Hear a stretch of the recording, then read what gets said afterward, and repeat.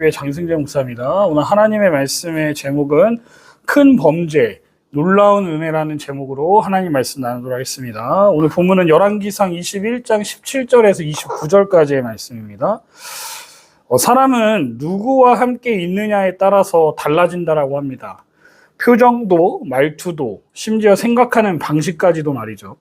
예전에 한 연구에서 사람들에게 일정 시간 동안 다른 사람의 표정만 보여줬더니 그 사람들도 자연스럽게 그 표정을 따라하게 되더라는 결과가 나왔습니다. 부드러운 얼굴을 계속 보면 나도 부드러워지고 날카로운 사람 곁에 오래 있으면 나도 모르게 뾰족해지는 겁니다. 우리가 어디에 머무느냐, 누구와 시간을 보내느냐는 단순한 선택 같지만 결국 나를 만들어가는 방향이 된다는 것이죠. 오늘 본문에 나오는 아합도 그런 사람이었습니다. 성경은 아합을 북이스라엘의 가장 악한 왕 중 하나로 기록합니다. 하지만 그가 처음부터 그런 사람은 아니었습니다. 결정적인 순간마다 죄에 가까이 있었고 특히 이세벨이라는 사람 곁에 머물면서 죄를 그냥 스쳐 지나간 것이 아니라 받아들이게 되었고 마침내는 죄의 흐름에 몸을 맡기게 된 겁니다. 처음에는 방관자였고 그 다음에는 공모자가 되었고 마지막에는 책임자가 되었습니다.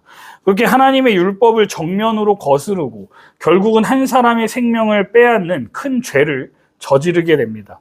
하지만 본문은 그 죄의 결과만 보여주지 않습니다. 하나님은 엘리야 선지자를 보내어서 분명히 말씀하십니다. 너는 죄를 지었고 너는 심판을 받을 것이라고 말이에요. 근데 아합이 그 말을 듣고 반응합니다. 옷을 찢고 굵은 베옷을 입고 금식하면서 스스로를 낮추기 시작해요. 그러자 하나님은 그 회개를 받으시고 아합에게 임할 심판을 그의 아들대로 유예하십니다. 놀라운 반전입니다. 큰 죄 뒤에 놀라운 은혜가 임한 겁니다. 그래서 오늘 본문은 우리에게 이런 이야기를 들려줍니다. 약한 자와 함께 있으면 결국 죄의 영향을 받게 되지만 하나님의 말씀 앞에 서는 순간 그 누구라도 회개할 수 있고 하나님의 은혜 아래 설 수 있다는 거예요. 죄의 흐름에서 돌이키게 하는 힘은요, 결국 말씀에 있고 하나님의 은혜는 회개하는 자에게 여전히 열려 있다는 것을 보여주는 말씀입니다. 네, 성도님들, 본문을 묵상하다 보면 이런 질문이 떠오를 수밖에 없을 것 같아요. 회개했는데 왜 아합의 자식이 벌을 받냐라는 질문입니다. 아합이 회개했습니다. 옷을 찢고 금식하고 하나님 앞에서 스스로를 낮췄어요. 그런데 왜 하나님은 그 시대에 재앙을 내리지 않고 아들 시대에 내리겠다라고 하셨을까요? 회개하면 용서해 주셔야 하는 거 아닌가요? 여러분, 이 질문은 너무 또 중요합니다. 왜냐하면 이 질문을 제대로 이해하지 못하면 하나님이 너무 냉정하게 느껴질 수 있고 또는 회개에도 결국 벌 받는 거면 무슨 의미가 있나 하는 회의가 될 수 있기 때문입니다. 그런데 성경 전체의 흐름을 따라가다 보면 하나님이 그렇게 말씀하신 이유는 불공평하거나 감정적인 반응이 아니라 하나님의 은혜와 공의가 함께 작동하는 장면이었음을 알 수 있습니다. 첫 번째입니다. 회개는 하나님의 용서를 부르지만 죄가 남긴 영향까지 사라지지는 않는다는 겁니다. 다윗을 한번 떠올려 보십시오. 그는 밧세바 사건 이후에 진심으로 회개했습니다. 하나님은 그래서 그의 죄를 사하셨죠. 그런데 그 이후에 그의 집안에는 칼과 분열이 떠나지 않았습니다. 왜일까요? 신학자 트램퍼 롱맨은 이렇게 설명합니다. 회개는 죄에 대한 궁극적인 심판, 곧 하나님과의 단절을 막지만 죄가 이 땅에 남긴 현실적인 영향까지 사라지게 하지는 않는다. 성도님들, 하나님은요, 은혜로 우리를 용서하시지만 그 죄가 공동체의 가정에 세상에 남긴 상처와 결과까지 모두 없던 일로 덮으시지는 않으신다는 거예요. 아합의 죄도 마찬가지였습니다. 하나님은 그의 회개를 분명히 받으셨고 그래서 그가 살아있는 동안에는 재앙을 내리지 않으셨습니다. 하지만 그는 왕이었어요. 온 나라 앞에서 불법을 행했고 율법을 무시했고 하나님의 이름을 조롱하는 일까지 주도했습니다. 그 죄의 영향력은 개인적인 차원을 넘어서 나라 전체에 파급되었고 그 결과가 바로 다음 세대, 그의 아들 시대에 이어졌던 겁니다. 자, 두 번째로 성경은 자식에게 죄를 묻는다는 표현을 오해하지 않도록 명확하게 가르치고 있습니다. 출애굽기 20장 5절을 보면요. 하나님은 나를 미워하는 자의 죄를 3, 4대까지 갚겠다라고 하는 말씀이 나옵니다. 이건 부모 잘못으로 자식이 무조건 벌 받는다는 뜻이 아닙니다. 히브리어 표현의 원뜻을 보면 자녀가 동일한 죄를 반복하고 이어나갈 때 그 책임도 동일하게 묻는다는 의미예요. 실제로 아합의 아들 요람은요, 열왕기하 3장 2절에 보면 이렇게 기록되어 있습니다. 그가 여호와 보시기에 악을 행하였으나 아버지의 죄와 같이 완전히는 아니었으나 아합의 길을 따랐다라고 나와요. 즉 회개가 이어지지 않았고요, 죄의 길을 자녀가 그대로 밟아간 겁니다. 신학자 존 골딩게이는 이렇게 설명합니다. 하나님의 심판이 다음 세대로 미뤄진 건 은혜의 시간입니다. 그 시간 속에서도 하나님은 회개의 기회를 주십니다. 그러나 그 시간마저 무시된다면 그 심판은 더 이상 유보되지 않습니다. 여러분, 이 말씀 굉장히 중요해요. 아합은 회개했고요, 하나님은 그 회개를 받으셨죠. 하지만 그의 자녀 세대가 회개하지 않으면 문제가 된다는 겁니다. 죄의 길을 이어갔다는 거예요. 그렇기에 하나님은 아버지의 심판을 미뤘던 것을 다시 선언하신 겁니다. 성도 여러분, 여기서 우리는 한 가지를 꼭 붙잡아야 합니다. 하나님은 회개하는 자를 결코 외면하지 않으십니다. 하지만 회개 없는 삶은 결국 죄의 영향 속에 머물게 됩니다. 회개는 단지 한순간의 눈물이 아니라 그 이후의 삶이 달라지는 것으로 증명되는 겁니다. 아합은 회개했지만 그의 가문은 그 회개를 이어가지 못했어요. 그래서 그 심판은 다시 찾아온 겁니다. 그러니 지금 우리가 회개하고 있다면 그 회개가 삶으로 이어지게 해달라고 기도하셔야 합니다. 우리 자녀에게, 우리 공동체에 하나님의 은혜가 멈추지 않고 흐르도록 그 회개의 자리를 이어가는 우리가 되어야 할 줄 믿습니다. 네. 대지 첫 번째입니다. 죄는 은밀하게 퍼지지만 반드시 드러납니다. 17절과 24절에 그 내용이 나오는데요. 하나님은 나봇의 억울한 죽음을 그냥 지나치지 않으십니다. 17절을 보면 하나님께서 선지자 엘리야에게 다시 말씀하십니다. 너는 일어나 내려가 이스라엘 왕 아합을 만나라. 보라, 그가 나봇의 포도원을 차지하러 내려갔다. 그러면 죄가 드러나지 않은 것 같아도요, 하나님은 다 보고 계셨고 그에 대한 말씀을 준비하고 계셨습니다. 여러분, 이것이 하나님의 통치입니다. 세상법이 눈 감고 있는 것 같아도, 사람들이 모른 척하고 넘어가는 것 같아도 하나님은 절대로 죄를 외면하지 않으십니다. 아합은 나봇을 직접 죽이지 않았습니다.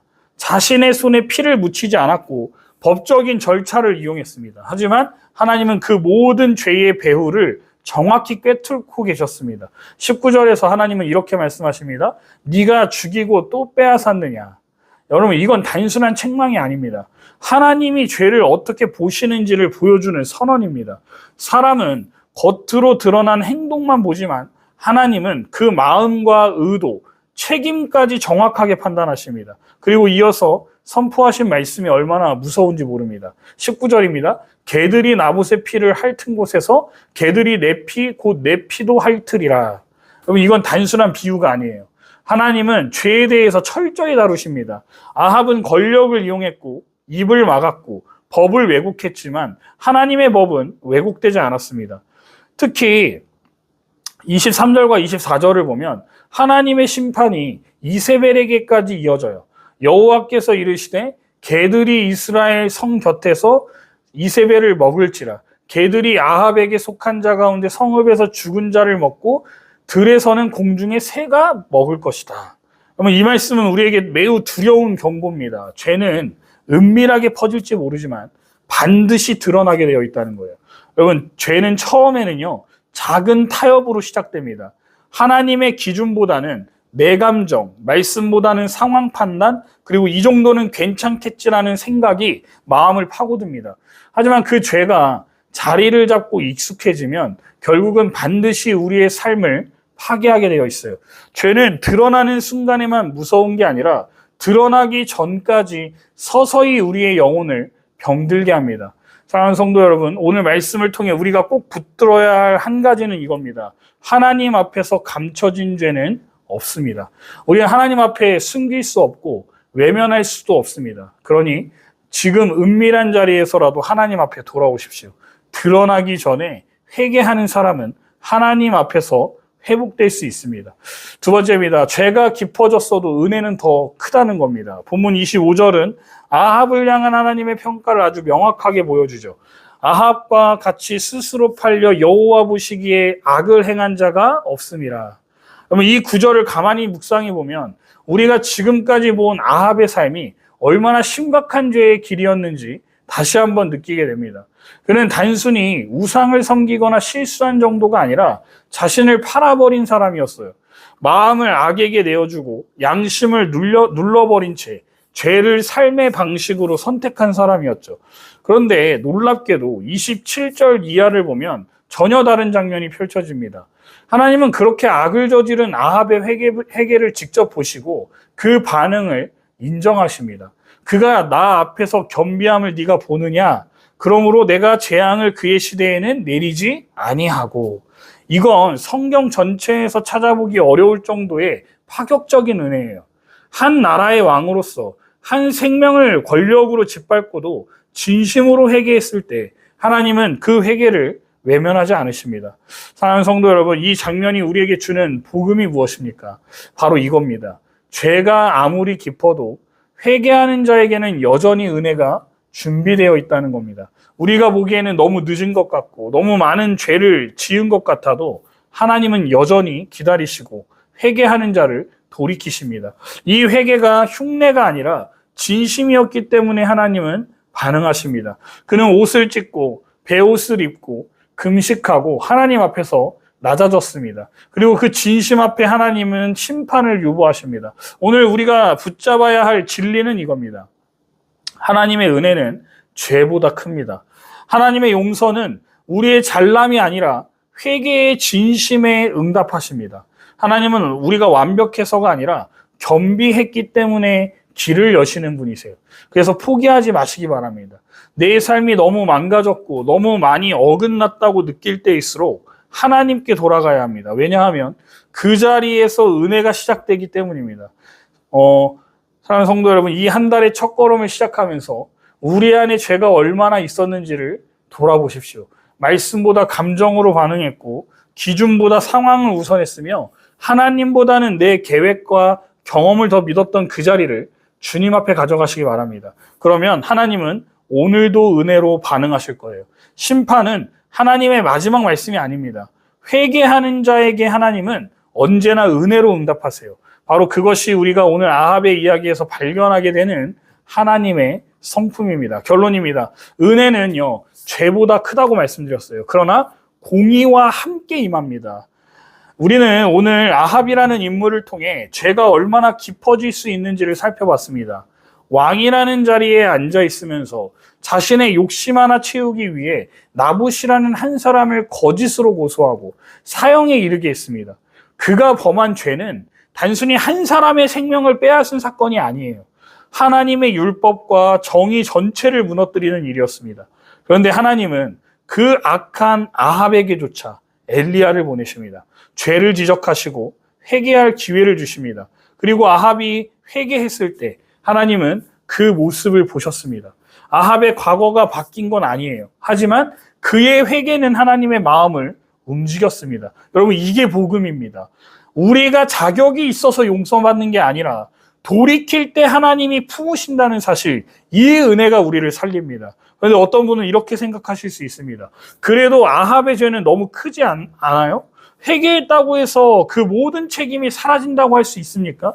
맞습니다. 죄에는요, 책임이 따릅니다. 하나님도 그 책임을 가볍게 보지 않으셨습니다. 그래서 재앙은 그 아들의 시대에 임하게 하셨고 아합의 가문은 끝내 멸망하게 됩니다. 하지만 여기서 우리는 하나님이 은혜와 공의를 함께 붙들고 계신다는 사실을 봐야 돼요. 회개한 자는 살리시되 죄가 남긴 흔적은 가볍게 넘기지 않으신다는 겁니다. 이게 하나님의 정의고 동시에 하나님의 자비입니다. 그렇다면 오늘 우리에게 남는 질문은 하나입니다. 나는 이 말씀 앞에서 어떤 반응을 하고 있는가? 하나님은 지금도 죄를 심각하게 보십니다. 하지만 동시에 지금도 엘리야를 보내시고 회개의 길을 열어놓고 계세요. 지금 이 순간 이 말씀을 듣는 우리의 마음이 다시 하나님께로 돌아가기를 원하십니다.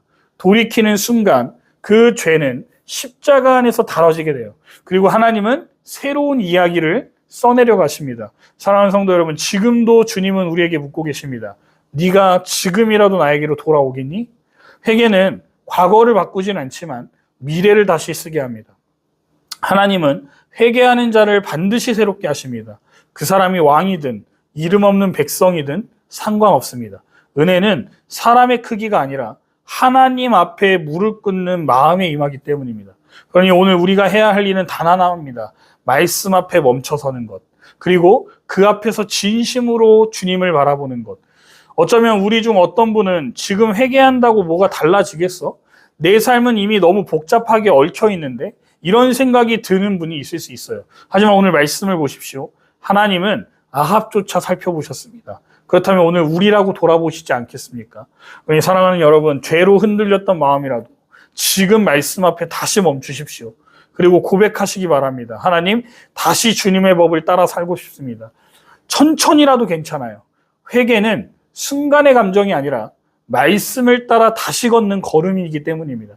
그 한 걸음부터 회복이 시작될 것이라고 믿습니다. 기도하겠습니다. 하나님 아버지, 오늘도 저희를 말씀 앞에 세워주셔서 감사합니다. 말씀이 들리니 저희의 마음이 멈추게 되고 한 걸음 멈춰서서 저희의 죄와 삶을 돌아보게 됩니다. 아합처럼 저희도 때론 욕심에 눈이 멀어 옳고 그름의 기준을 무너뜨리고 말씀이 아닌 세상의 방식으로 판단하고 행동해 왔음을 고백합니다. 남의 아픔 위에 내 안정을 쌓고 양심보다 내 유익을 선택했던 순간들이 부끄럽습니다. 그런데도 주님은 그토록 악했던 아합의 회개를 받으셨고 우리에게도 여전히 돌아올 기회를 주고 계시니 감사합니다. 주님, 저희의 회개가 형식이 되지 않게 하시고 진심으로 낮아지는 은혜를 허락해 주옵소서. 우리의 옷이 아니라 마음을 찢게 하시고 우리의 말이 아니라 삶이 주님께로 돌이키게 하옵소서. 혹시 이 자리에 이미 너무 늦었어라고 느끼는 마음이 있다면 오늘 이 말씀을 통해 다시 소망을 얻게 하시고 비록 느려도 부끄러워도 말씀 한 걸음을 따를 용기를 허락해 주옵소서. 하나님, 저희는 여전히 연약합니다. 하지만 회개하는 자를 끝까지 품으시는 주님을 바라보며 오늘도 이번 한 주도 은혜로 살아가게 하옵소서. 예수님의 이름으로 기도드립니다.